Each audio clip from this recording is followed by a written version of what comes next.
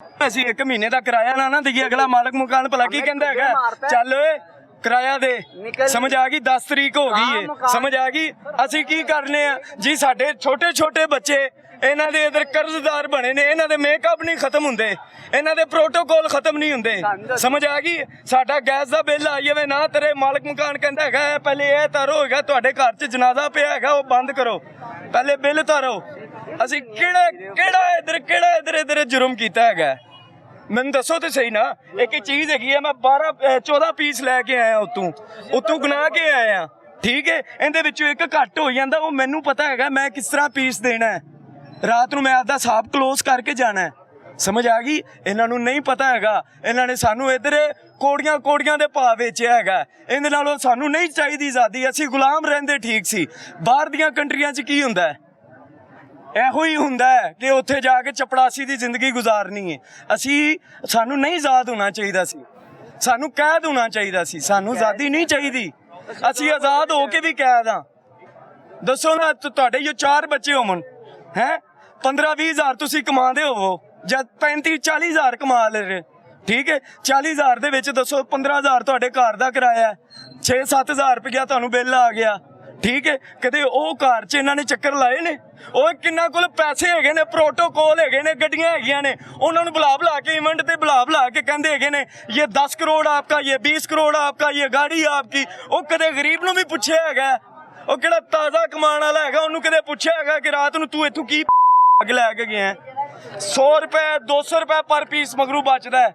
ਤਰਲੇ ਮਿੰਤਾ ਹੱਕ ਲਾਲ ਦੀ ਕਮਾਣੇ। ਗਾਹਕ ਸਾਨੂੰ ਕੀ ਕਹਿੰਦਾ? ਭਾਈ ਮਾਫ ਕਰੋ, ਨਹੀਂ ਚਾਹੀਏ। ਲੋਕਾਂ ਨੂੰ ਇਵੈਂਟ ਤੇ ਬੁਲਾ ਕੇ, ਉਹ ਯਾਰ ਇੱਧਰ ਉਹਨਾਂ ਕੋਲੋਂ ਵਡੇਰ ਦੌਲਤ ਹੈਗੀ, ਉਹਨਾਂ ਨੂੰ ਦੇਣਾ ਚਾਹੀਦਾ। ਜਿਹੜੇ ਬੇਰੋਜ਼ਗਾਰ ਨੇ, ਜਿਹੜੇ ਕਿਰਾਏ ਤੇ ਘਰ ਨੇ, ਉਹਨਾਂ ਨੂੰ ਘਰ ਦੇਣੇ ਚਾਹੀਦੇ ਨੇ। ਫਿਰ ਕੋਈ ਪਤਾ ਚੱਲੇ ਅੱਛਾ ਕੰਮ। ਜੇ ਅੱਛਾ ਕੰਮ ਕਰ ਵੀ ਰਹੀ ਹੈ ਨਾ, ਤੇ ਉਹਦੇ ਜਿਹੜੇ ਥੱਲੜੇ ਹੈਗੇ ਨਾ ਮੈਡਮ ਸਾਹਿਬ ਦੇ, ਉਹਦੇ ਥੱਲੜੇ ਲੋਕ ਉਹਨਾਂ ਨੂੰ ਬਦਨਾਮ ਕਰ ਰਹੇ ਨੇ। ਦੱਸੋ, ਉਹਨਾਂ ਨੇ ਕਰਜ਼ੇ ਦਿੱਤੇ, ਘਰ ਦੇ ਰਹੀ ਹੈ, ਯੂਥ ਕਿਹਨੂੰ ਦੇ ਰਹੀ ਹੈ? ਮੇਰੀ ਜਾਨ ਮੈਨੂੰ ਘਰ ਦੇ ਰਹੀ ਹੈ। ਉਹ ਕਹਿ ਰਹੇ ਆ ਚਾਚੂ, ਮੈਂ ਤੇ ਨਹੀਂ ਕਹਿ ਰਿਹਾ। ਬਜ਼ੁਰਗ ਹੈਗੇ ਨੇ ਸਰ, ਇੱਕ ਸੈਕਿੰਡ, ਇਹ ਬਜ਼ੁਰਗ ਹੈਗੇ ਨੇ। ਇਹ ਦੇਖੋ ਇੱਧਰ, ਇਹ ਮੇਰੀ ਗੱਲ ਸੁਣ, ਕੀ ਜ਼ਿੰਦਗੀ ਹੈਗੀ ਏ? ਇਹ ਘਰ ਏ, ਉਹ ਘਰ ਉਹਨਾਂ ਨੂੰ ਦਿੱਤਾ ਜਾ ਰਿਹਾ ਜਿਹੜੇ ਇੱਧਰ ਉਹਨਾਂ ਦੇ ਦਾਇਰੇ ਦੇ ਬੰਦੇ ਹੈਗੇ ਨੇ। ਇਹਨਾਂ ਸਾਰਿਆਂ ਨੇ ਸਾਨੂੰ ਪਾਗਲ ਬਣਾਇਆ ਹੋਇਆ। ਅਸੀਂ ਬਣ ਗਏ, ਅਸੀਂ ਵੋਟ ਵੀ ਨਹੀਂ ਇਹਨਾਂ ਨੂੰ ਦਿੱਤਾ ਹੈਗਾ। ਇਹ ਫਿਰ ਕਿਵੇਂ ਆ ਗਿਆ? ਸਾਨੂੰ ਸਮਝ ਹੀ ਨਹੀਂ ਆਈ। ਤੁਸੀਂ ਗੱਲਾਂ ਕਰਦੇ ही भाई, मेरी बात सुनो। काम करना क्या चाहिए? जो यार जरूरतमंद है उसको घर देना चाहिए। ये नहीं है कि यार मेरे पास ठीक है, मेरा आपका हाथ डल रहा है। अब घर कैसे तकसीम हो रहे हैं मैं आपको बता देता हूँ। घर तकसीम ऐसे हो रहे हैं, ये बंदा है, ये बंदा है, ये बंदा उनका वाकिफ है, ठीक है। मैं बीच में हूँ, मेरा फार्म फिल कराना है। इस बंदे ने कहना है भाई 10 लाख है आपके पास, आपको घर लेके देता हूँ। इस बंदे ने कहना यार मैं तुझे 9 लाख रुपए में आपका फार्म फिल करा देता हूँ। यार कौन सी दुनिया है यार, कौन सी जिंदगी है? इन्होंने बकारी बना दिया हुआ। सारे स्टॉल हमारे थे। आपके 4 बच्चे हैं? मेरे अल्हम्दुलिल्लाह 2 बच्चे हैं। 2 बच्चे, एक बेटी एक बेटा। पढ़ा रहे हो? नहीं भैया, अभी छोटे हैं, कैसे पढ़ाऊँ? रिज़्क चलाऊँ, घर का चलाऊँ, किधर वाम जाए? मेरी बात सुनो, ये यहाँ पे जितने भी मजमा गिर है ना, ये सारे ताज़ा कमा के ताज़ा खाने वाले हैं। इनका आज अभी मैं आपको बात बताता हूँ। कोई एक उल्टा सीधा मैसेज दे दूंगा ना, मुझे उठा के ले जाएंगे। किसी ने नहीं कहना हम सताए हुए लोग हैं, हम सताए हुए लोग हैं। क्या काम है हमें, क्या टेंशन होती है? भाई घर का किराया देना है, भाई बच्चा बीमार हो गया, भाई बहुत से उधारे पैसे लेने हैं। क्या काम करना बॉस जी, आज घर में परेशानी है, आपकी मेहरबानी दे दें पैसे, ठीक है। बॉस के भी तरले मिन्नतें करनी है, घर की लहदा बातें सुननी है, किधर जाएं? ये सिर्फ प्रोपेगेंडा यही है कि ये गरीब अवाम जो है ना भाई, गरीब अवाम। अब देखो आपने कितनी बातें सुनी है, आपको सांस चढ़ गया। क्यों चढ़ा है? आपने टेंशन यहाँ से महसूस किया है। क्यों किया? आप खुद हमारे जैसे हो। उनको कोई फिक्र नहीं है कि जो एसी में लगा है, जिसको पता ही नहीं है कैसे कमाना है, जिसको पता ही नहीं है भाई घर का बिल देना है या नहीं देना, आलू घर में है या नहीं है, प्याज है, घी है, क्या नहीं है, जिनको पता ही नहीं है उनको क्या लाइफ का हो। 37,000 कमा लेते महीना। मैं कहता हूँ सर जी, यार ये लगा हो ना स्टॉल, अल्लाह ताला बिलीव करेंगे, समझ आती है। अल्लाह ताला ना हमारी जो अल्लाह ताला से है ना कि भाईजान हम सुकून की और इज्जत की ज़िंदगी गुजार लें। इनकी हुकूमत में मैं कहता हूँ कि भाईजान मेरे पास ना हमारी 2 दुकानें थी, मेरे भाई की लहदा थी, मेरी थी। ये मैं सपोर्ट इमरान खान को करता हूँ, मैं अभी भी कहता हूँ, क्योंकि हम लोग उसके दौर में ना हमारे पास दुकान थी, खुशहाल थे, ज़िंदगी गुजार रहे थे। इन लोगों ने भाईजान आके इतना को मुश्किल कर दिया ना, रह को के हमें ये है कि भाईजान रोटी पूरी कर लें, ठीक है, या बिजली के बिल पूरे कर लें। ये 2 हमारे मिशन है ज़िंदगी के रह गए हैं, और कोई मिशन नहीं है। ये नहीं कि बच्चों को पाल लिया या घर वालों को पाल लिया, ये रोटी वगैरह और ये बिजली का रह गया होगा रोला, और कोई नहीं है। ये गर्मी आ गई, आप देख रहे हैं बिल किस तरह आने हैं। अब ये देखो बात, लोड शेडिंग भी हो रही है। एक नई स्कीम चलाई है, वो कूड़े वाला रक्षा, वो नहीं चाहिए। एक सेकंड, ये आपको अगर मैं कहूँ कि इमरान खान ही सारा बेड़ा गर्क करके गया, आप ही कहती है, मियाँ साहब कहते मैं हैं। कहता हूँ वो बेड़ा गर्क करके गए, ये तो अच्छे हैं ना, ये तो सही करे ना। ये तो तकरीबन जब से आए हैं, महंगाई जितनी इन्होंने स्पीड की है, शरह तेजी लाए हैं महंगाई में। मेरे नजदीक सर 60 साल की कम तरीन सतह पे मैं 2 महीने से चला रहा हूँ, महंगाई आ गई है।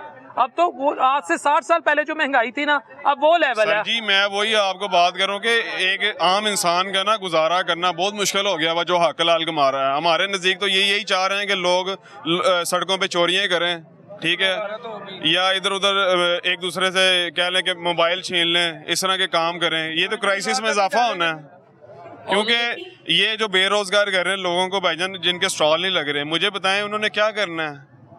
अगर ये मजबूरी से अगर वो रोड में उठा के ऐसे भी बेच रहे ना, वो उनको पुलिस पकड़ रही है आगे। ये जरा सोचना चाहिए। मुझे बताएं ये क्या करना चाह रहे हैं। हमें तो समझ ही नहीं आ रही। उस टाइम ते 30 रुपए चीनी सी ना किलो, ते हुन जदों है चीनी देखो 160 रुपए किलो है। अब यहाँ के ये जो हमारे जो मॉल हैं, ये जितने भी हैं, ये कलमा गो है ना, मुसलमान है, ये भी अमीर तबका है, कोई किसी को भाईजान आगे नहीं खड़े होने देता। थोड़ा सा आगे होना, उसको धक्के मारते, उसको जलील करते हैं उसको। ये कोई किसी को भाईजान अप्रोच नहीं करता, हमारे ऊपर से लेके नीचे तक देख लें लोग, कोई भी किसी का एहसास नहीं करते। इन्होंने क्या फलस्तीन की मदद करनी भाईजान, इधर के पाकिस्तानी लोगों की मदद नहीं करते। यहाँ पे मैं कहता हूँ, ये कहते हैं ना कि फलस्तीन के हम जहाद करेंगे, ये करेंगे, यहाँ पे लोग बिजली के बिलों की वजह से मर रहे हैं, भूख से मर रहे हैं। उसका सस्ती नहीं करती मियाँ साहब ने, साथ बहुत सस्ती कर दी है। मैं कह रहा हूँ सर्दी में माशाल्लाह इतना बिल आता रहा, हमारा घर का 15-15, 16-16 हज़ार बिल आता रहा भाई। हम लोगों ने बचपन में सुना था फिरौन ऐसा था, यजीद ऐसा था, आज हमने आंखों से देख लिया। ये यजीद और फिरौन का भी रिकॉर्ड तोड़ गए। बुरा ना मानिएगा, एक बात कहूँ, जी जी, ये ना शुक्री किया आपने। नहीं शुक्रिया नहीं की, मेरी बात सुने। ये हीरे हैं, हीरे, ये तो कौम की दुआओं से आए हैं, अल्लाह माफ करे, वरना उन्होंने छोड़ देना था। वो कहते हैं वजारत आला मैं देखता भी नहीं। आप ही की तो मिन्नतें की हैं मियां नवाज शरीफ साहब की कि तुसी अपनी कोई माशाल्लाह निशानी छड़ दो, फिर उन्होंने आप ही दी ड्यूटी लाई है। आप ही जो है ना हमारी, आप ही वो सिर्फ पब्लिसिटी करने आई है। मेरी 30 साल उम्र है, मैंने अपनी उम्र में कभी ऐसी हुकूमत नहीं देखी। कभी वहाँ पे फ्लैक्स लगी हुई है, कभी वहाँ पे लगी है। ये हमें तो टिकटॉकर लगते हैं। ਉਹ ਕੰਮ ਕਰਦੇ ਨੇ ਭੈਣ, ਕੰਮ ਦੱਸ ਰਹੇ ਨੇ ਲੋਕੀ, ਮੁਹੱਬਤ ਚ ਲਾਉਂਦੇ ਨੇ, ਉਹ ਨਹੀਂ ਲਾਉਂਦੇ ਤੁਹਾਡੇ ਮੇਰੇ ਵਰਗੇ। ਬਸ ਭਾਟੀ ਦਰਵਾਜ਼ੇ ਚ ਆਪ ਹੀ ਦੀ ਤਸਵੀਰਾਂ। ਜਿੰਨੇ ਵੀ ਭਾਈ ਖੜੇ ਨੇ, ਕਿਸੇ ਨੂੰ ਪੁੱਛ ਲਓ ਕਿਸੇ ਨੇ ਲਾਈ ਹੋਈ ਤਸਵੀਰ, ਇਹਨਾਂ ਵਿੱਚ ਕੋਈ ਵੀ ਨਹੀਂ ਲਾਏਗਾ। ਤੁਸੀਂ ਆਪਦੀ ਡੀਪੀ ਤੇ ਲਾਈ ਹੈ? ਮੈਂ ਤੇ ਨਹੀਂ ਲਾਈ। ਕਿਉਂ ਨਹੀਂ ਲਾਈ? ਲੋਕੀ ਲਾਉਂਦੇ ਨੇ। ਨਹੀਂ ਤੁਸੀਂ, ਤੁਹਾਨੂੰ ਕਾਹਦੇ ਲਈ ਰੱਖਿਆ? ਤੁਸੀਂ ਵੀ ਲਾਓ। ਇਹ ਮੈਗ ਤੇ ਲੱਗੀ ਹੋਣੀ ਚਾਹੀਦੀ ਹੈ, ਉਹਨਾਂ ਦੀ हुकूमत है। और नहीं, ਉਹਨਾਂ ਦੀ हुकूमत की लोग मुहब्बत ना लांदे ने, चैनल पे लगी होनी चाहिए। इन लोगों ने ना, एक होता है अल्लाह ताला माफ करे कहने, एक होता है कि जुल्म करना।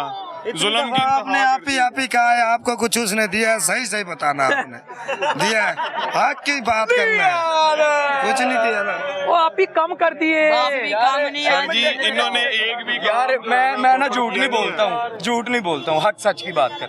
ये रिस्के हलाल कमा रहे हैं हम, हाँ, किसी की चोरी नहीं कर रहे। ठीक है। पुलिस वाले आते हैं, आप ही बेशक अच्छा काम कर रही है, लेकिन वो बदनाम हो रही है अपने दारों की वजह से। वो कैसे बदनाम हो रही है? गरीब को तंग करेंगे ना भैया, गरीब को तंग करने का क्या फायदा होगा? गरीब जो होता है ना, उसको सिर्फ ये होता है कि ताज़ा कमाना है, ताज़ा खाना है, ठीक है। हमने कुछ चोरी शोरी नहीं कर रहे हैं।